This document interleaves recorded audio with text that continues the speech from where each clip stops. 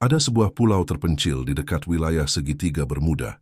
Dari jauh ia tampak biasa saja, hanya gundukan tanah dengan pepohonan liar yang dikelilingi ombak.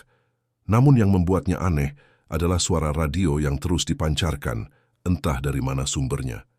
Frekuensi itu hanya terdengar seperti dengungan monoton, terkadang diselingi suara samar seperti kode Morse atau potongan kata asing yang tak pernah bisa dimengerti.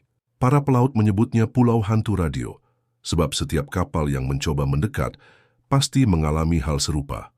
Kompas berputar kacau, jarum magnetik hilang arah, bahkan peralatan elektronik tiba-tiba mati. Ada yang mengatakan pulau itu menyembunyikan stasiun militer kuno dari era Perang Dunia II yang tak pernah benar-benar padam.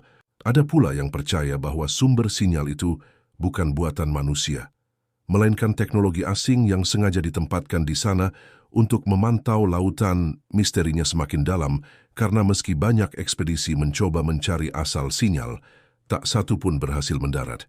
Kapal sering terdampar, pesawat melintas pun dilaporkan kehilangan kontak. Pulau itu seakan dijaga oleh medan elektromagnetik tak kasat mata, membuatnya tetap tersembunyi dalam tabir rahasia segitiga Bermuda.